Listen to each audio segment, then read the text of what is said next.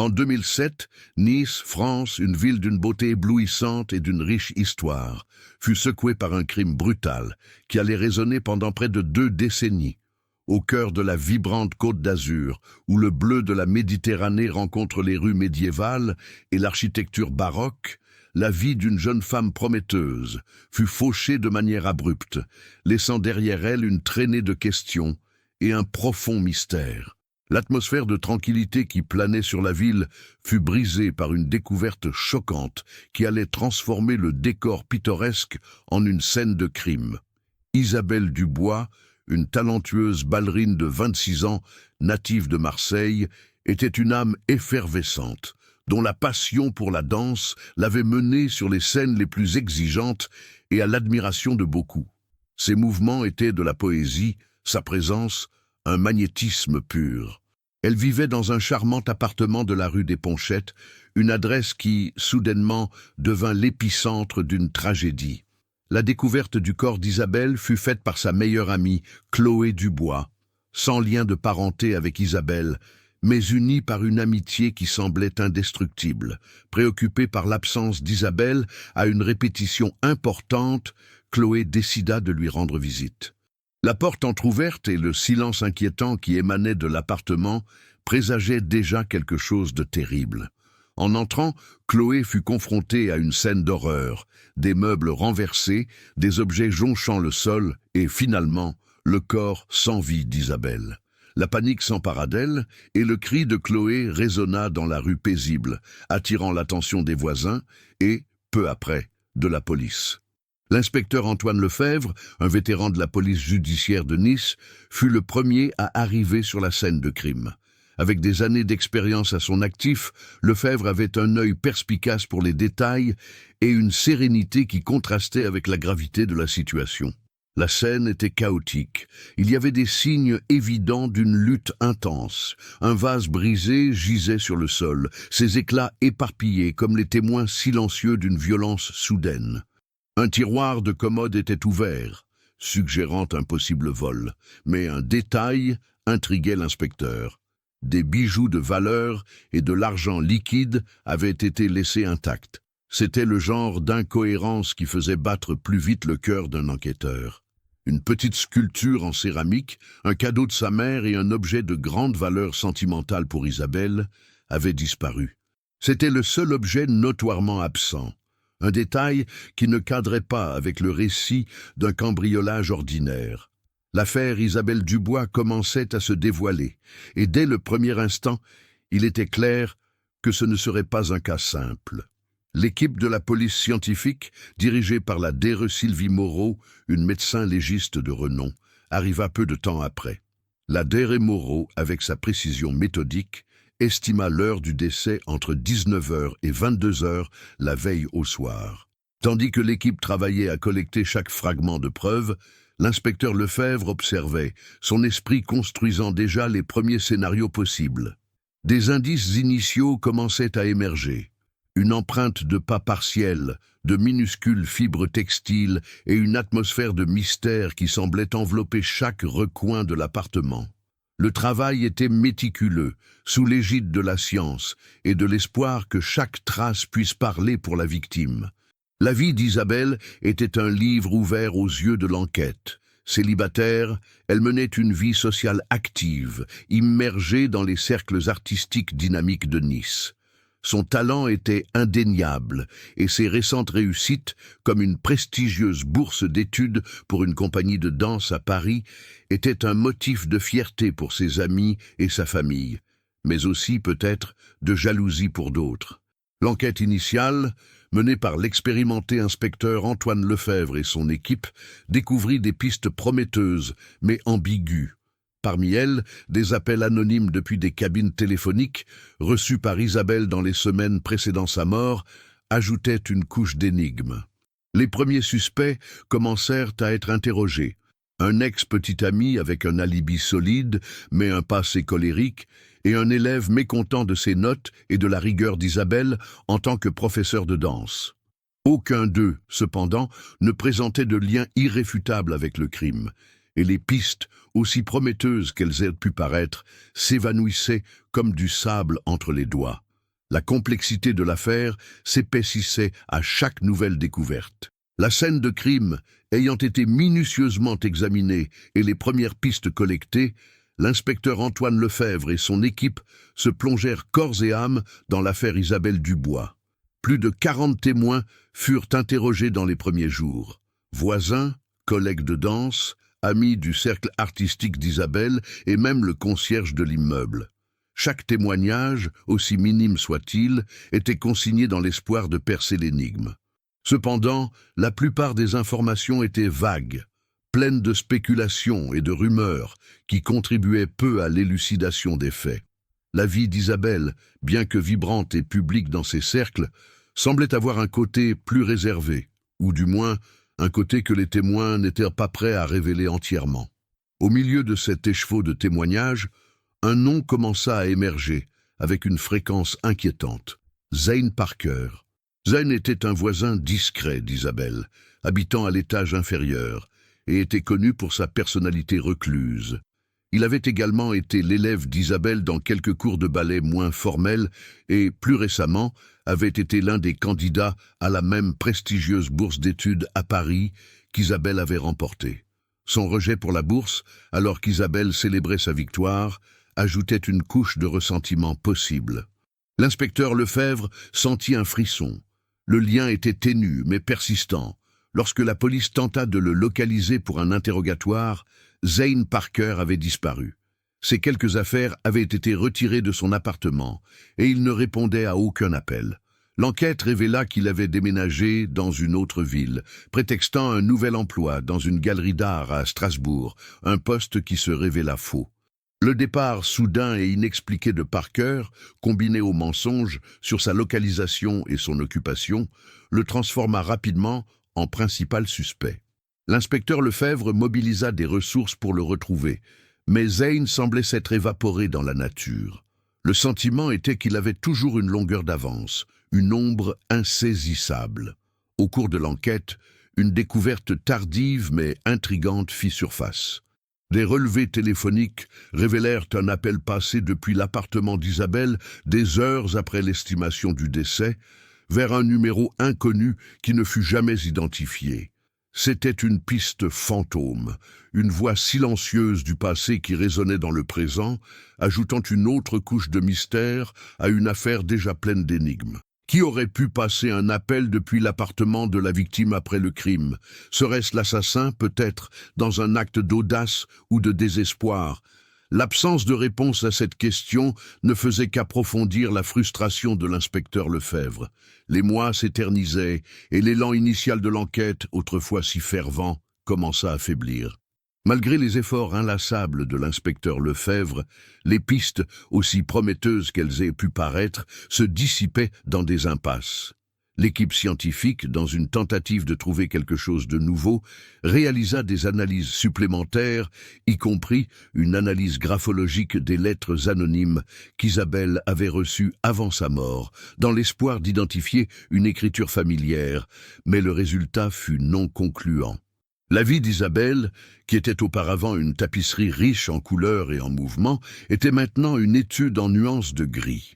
Ses amis et collaborateurs, comme Chloé Dubois et le directeur de la compagnie de danse de Nice, M. Jean-Pierre, furent à nouveau interrogés.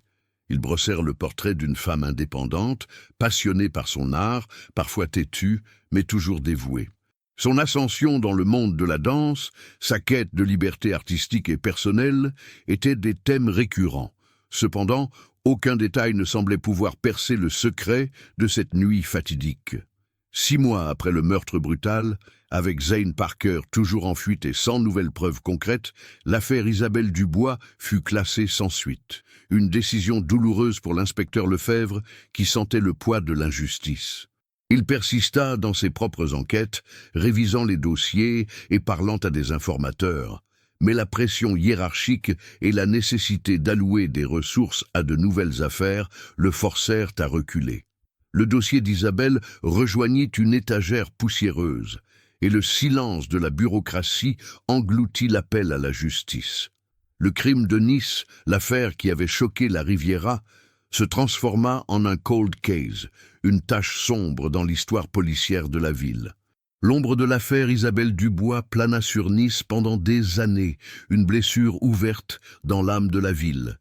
Pour l'inspecteur Antoine Lefebvre, l'affaire n'était pas seulement un dossier poussiéreux, mais un fardeau personnel. Il portait le poids des questions sans réponse, des pistes qui s'étaient évanouies, de la justice qui s'était dérobée. Même après avoir été contraint d'abandonner l'affaire, son esprit ne la quitta jamais. Pendant son temps libre, il revisitait les rapports, les témoignages, les photographies de la scène de crime, cherchant un détail, une nuance, quelque chose qu'il aurait pu manquer. La pression hiérarchique était implacable, et la nécessité d'avancer sur de nouvelles affaires était une réalité cruelle qui l'éloignait de sa quête personnelle pour Isabelle. Tandis que le temps passait, le souvenir d'Isabelle, bien que jamais effacé, commença à se transformer en une mémoire douloureuse pour ceux qui l'avaient connue. Chloé Dubois, sa meilleure amie, ne se remit jamais complètement de cette perte, gardant vivante l'image d'une Isabelle vibrante, pleine de rêves et d'un esprit indomptable. Isabelle était l'incarnation de la liberté, disait souvent Chloé, la voix brisée par l'émotion. Elle ne se pliait à personne, surtout quand il s'agissait de son art ou de ses choix. C'était sa force, mais peut-être aussi sa vulnérabilité. Monsieur Jean-Pierre, le directeur de la compagnie de danse, faisait écho à ce sentiment, se souvenant de la détermination d'Isabelle à tracer sa propre voie, refusant des offres de soutien qui auraient pu compromettre son autonomie créative. Elle était une force de la nature, une artiste dans son essence, qui valorisait son indépendance par-dessus tout. Le père d'Isabelle, Jean-Luc Dubois, était une figure de deuil discret, qui se replia encore plus sur lui-même après la tragédie. Il était perçu par la communauté comme la victime la plus dévastée, un homme qui avait perdu sa fille unique dans un acte de violence inexpliqué. Sa douleur semblait authentique, sa réclusion compréhensible.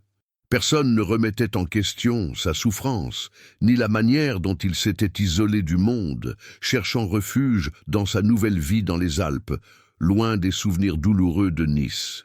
La ville tenta d'aller de l'avant, mais le spectre d'Isabelle et l'impunité de son meurtrier demeuraient, un rappel silencieux que la justice parfois est lente, ou pire, inexistante. Les années se transformèrent en une décennie, puis en presque deux.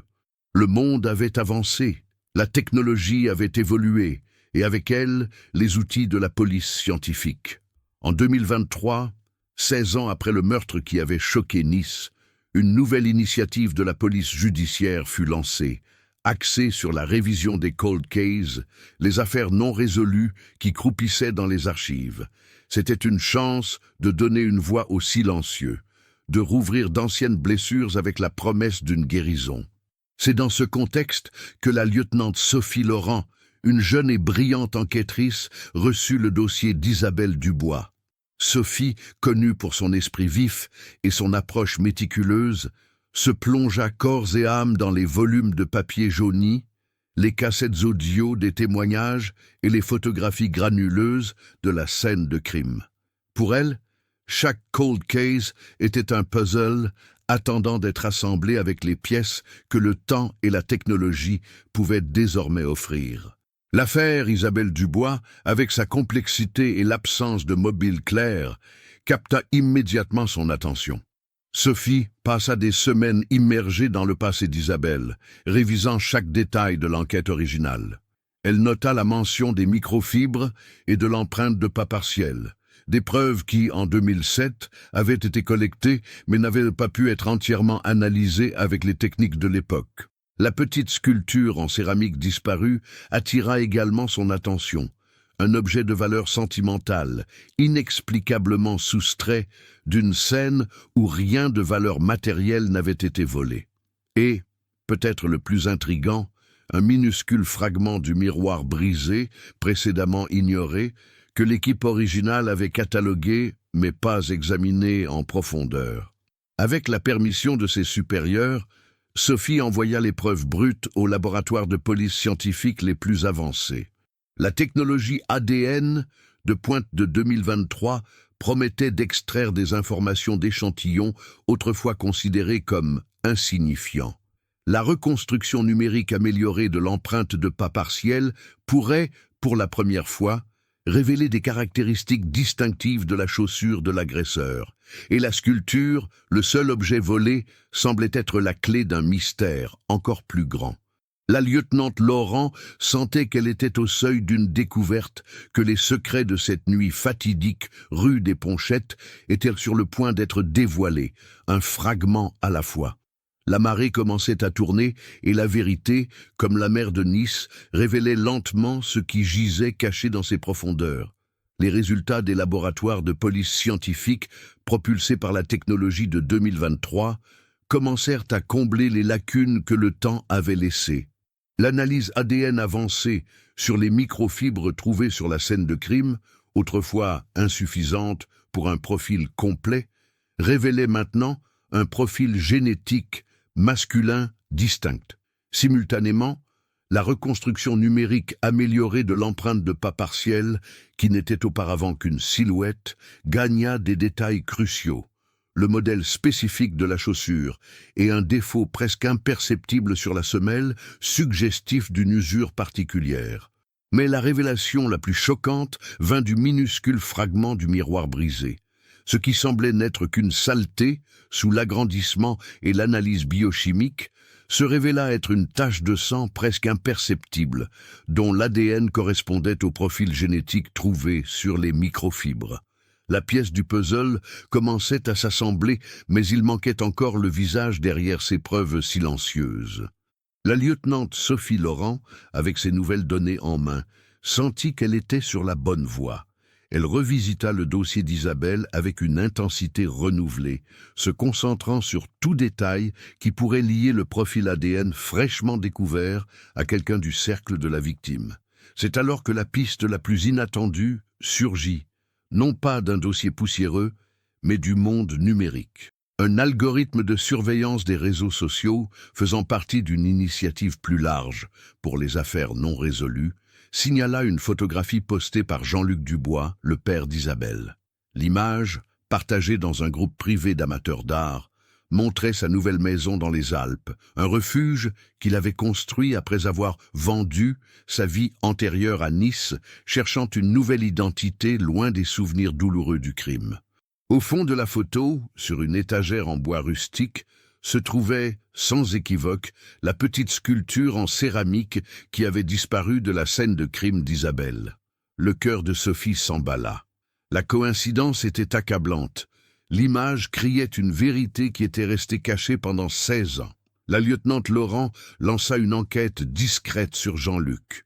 Le père d'Isabelle, toujours considéré comme la victime la plus dévastée, menant une vie recluse et sans éveiller les soupçons, était maintenant sous un examen implacable. Sophie se plongea dans son histoire, interrogeant à nouveau Chloé Dubois et M. Jean-Pierre, le directeur de la compagnie de danse. Les conversations, maintenant sous un nouvel angle, révélèrent une facette de Jean-Luc qui avait été masquée par le deuil. Chloé raconta le malaise croissant d'Isabelle face à la possessivité de son père, son désir de contrôler la vie artistique et personnelle de sa fille. Il n'a jamais accepté qu'Isabelle veuille être indépendante, qu'elle prenne ses propres décisions.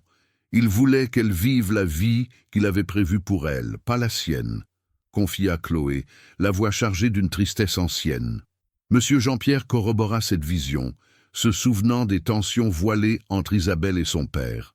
Il rapporta une occasion où Jean-Luc avait offert une somme substantielle d'argent pour soutenir la compagnie de danse, mais à la condition qu'Isabelle assume un rôle plus managérial, l'éloignant de la scène et de ses choix créatifs. Isabelle refusa catégoriquement, préférant l'indépendance et l'intégrité de son art à la sécurité financière contrôlée par son père.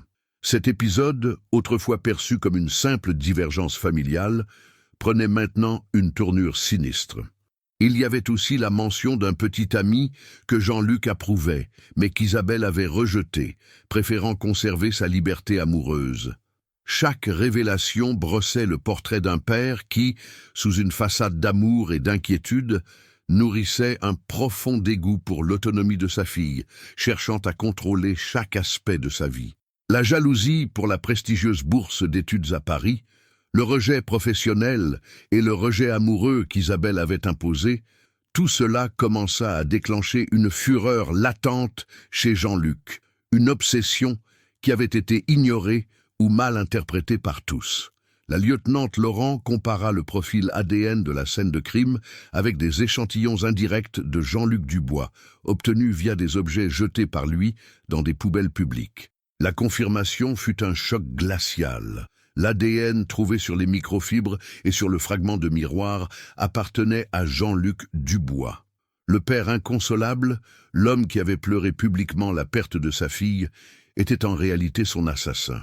La vérité, cachée pendant des années sous le voile du deuil et de la discrétion, commençait à émerger, implacable comme la marée de la Méditerranée.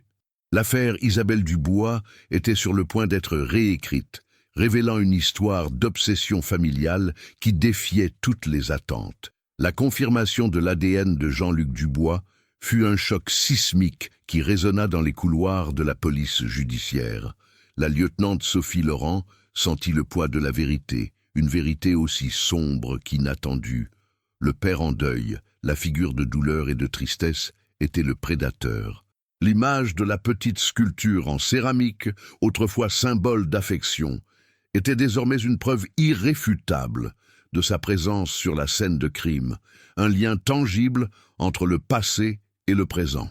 L'équipe de Sophie, composée d'enquêteurs expérimentés et de jeunes talents, était unie par un sens du devoir renouvelé, rendre justice à Isabelle Dubois et clore l'affaire qui hantait Nice depuis près de 2 décennies.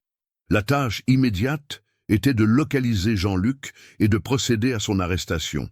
Bien qu'il vécût dans les Alpes, dans une nouvelle vie qu'il espérait anonyme, la surveillance était déjà en place depuis la découverte de la photographie sur Facebook. Il s'était établi dans un village pittoresque des montagnes, adoptant une nouvelle identité sociale, celle d'un artiste plasticien reclus, un homme tourmenté par le passé, mais qui cherchait la paix dans la nature. Bien qu'il n'eût pas formellement changé de nom, sa persona et la manière dont il se présentait étaient complètement différentes, presque un alter ego. L'équipe de la lieutenante Laurent, travaillant dans le secret le plus absolu, suivit ses mouvements, observant sa routine méticuleuse. C'était un jeu de patience et de précision, où chaque détail comptait. Pendant des jours, des agents en civil surveillèrent le modeste chalet de Jean-Luc, qui se présentait désormais comme Pierre Valois, un nom qui, pour lui, symbolisait un nouveau départ. Ils observèrent ses rares interactions sociales, ses promenades solitaires en forêt, et son habitude de prendre un café dans un petit établissement local chaque matin. C'est dans ce café qu'une opportunité cruciale se présenta. Après que Jean-Luc eut laissé une tasse de café intacte sur la table, distrait par un appel téléphonique, un agent la récupéra discrètement. L'échantillon d'ADN salivaire obtenu sur le bord de la tasse fournit une confirmation finale et incontestable, scellant le destin de l'homme qui avait échappé à la justice pendant si longtemps. Le profil génétique était identique à celui trouvé sur la scène de crime. La lieutenante Laurent ressentit un mélange de soulagement et d'une profonde tristesse. La vérité était amère, mais nécessaire. L'arrestation de Jean-Luc Dubois, désormais connu de ses voisins sous le nom de Pierre Valois, fut exécutée avec la précision d'une horloge suisse. Par un matin froid et brumeux, alors qu'il sortait pour sa promenade matinale, une équipe d'agents de la police judiciaire émergea du brouillard alpin, l'encerclant. Il n'y eut aucune résistance. Sa réaction fut d'un calme troublant, presque comme s'il avait attendu ce moment. Ses yeux, autrefois remplis d'une tristesse mise en scène, affichaient maintenant une lueur froide, de résignation. « Je savais que ce jour viendrait, mademoiselle », murmura-t-il à la lieutenante Laurent, qui dirigeait l'opération. « Je savais que l'affaire d'Isabelle ne resterait pas enterrée pour toujours. » L'aveu implicite, dit d'un ton de voix étonnamment serein, glaça le sang de l'équipe. Lors de l'interrogatoire, Jean-Luc, assis dans une salle froide du commissariat de Nice, conserva une contenance presque académique. Il ne nia pas les faits avec véhémence, mais au début, il tenta de minimiser sa responsabilité, cherchant à justifier ses actes avec une logique tordue. Il admit avoir été dans l'appartement d'Isabelle le soir du crime, mais insista sur le fait que la dispute avait dégénéré de manière inattendue. « Elle était si têtue, vous savez, dit-il avec un accent chargé d'auto-justification, si déterminée à suivre son propre chemin, à ignorer mes conseils, mes sacrifices. Je voulais seulement la protéger, la guider. Elle se perdait, s'éloignait de tout ce que j'avais prévu pour elle. » La lieutenante Laurent, de sa voix ferme et empathique, le confronta aux preuves. L'ADN, la sculpture en céramique, les témoignages de Chloé et de Monsieur Jean-Pierre qui brossaient un tableau de contrôle et d'obsession. Lentement, la façade de Jean-Luc commença à s'effriter. Il avoua la jalousie corrosive qu'il ressentait pour la bourse d'études d'Isabelle qui l'emmènerait loin de son influence, à Paris, où il ne pourrait plus la contrôler. Le rejet professionnel de l'aide financière pour sa compagnie de danse et le rejet amoureux d'un petit ami que Jean-Luc avait soigneusement sélectionné furent les dernières gouttes qui firent déborder son vase de fureur. Il voyait l'indépendance d'Isabelle non pas comme une vertu, mais comme un affront personnel, une trahison de ses plans et de ses attentes. La dispute de cette nuit-là rue des Ponchettes, admit-il finalement, se transforma en une explosion de colère incontrôlable, culminant dans la violence qui coûta la vie à sa propre fille. Les preuves finales, comme l'empreinte digitale partielle trouvée sur le vase brisé, l'arme du crime et une vieille vidéo de surveillance d'un magasin voisin montrant Jean-Luc quittant l'immeuble d'Isabelle des heures après l'heure estimée du décès, furent présentées. Il n'avait plus aucune issue. L'affaire Isabelle Dubois était enfin élucidée. Le procès de Jean-Luc Dubois débuta en 2024 dans l'imposant palais de justice de Nice. La ville, qui respirait de soulagement depuis la réouverture de l'affaire, était maintenant suspendue à chaque détail révélé au tribunal. La lieutenante Sophie Laurent, avec un calme impressionnant, présenta les preuves. L'ADN irréfutable, la sculpture en céramique qui scella le destin du père, et la vidéo de surveillance qui le plaçait sur la scène du crime des heures après le décès. Chloé Dubois, la voix brisée par des années de douleur, témoigna de l'Isabelle vibrante et libre et du contrôle étouffant que son père exerçait. L'inspecteur Antoine Lefebvre lui-même, maintenant à la retraite, fut appelé à la barre, confirmant la frustration de l'enquête initiale et l'importance de la nouvelle technologie. L'accusation révéla des extraits des journaux intimes de Jean-Luc, trouvés dans son chalet des Alpes. Les pages, remplies d'une écriture méticuleuse, détaillaient sa jalousie croissante, son ressentiment envers l'indépendance d'Isabelle et sa fureur face au choix de sa fille. C'était la preuve irréfutable de la préméditation, d'une obsession maladive qui s'était transformée en tragédie. L'expertise psychiatrique dressa le profil de Jean-Luc comme une personnalité narcissique, incapable d'accepter le moindre écart par rapport à ses plans ou à ceux de quiconque sous son emprise. Après des semaines de témoignages émouvants et de preuves accablantes, le verdict fut rendu.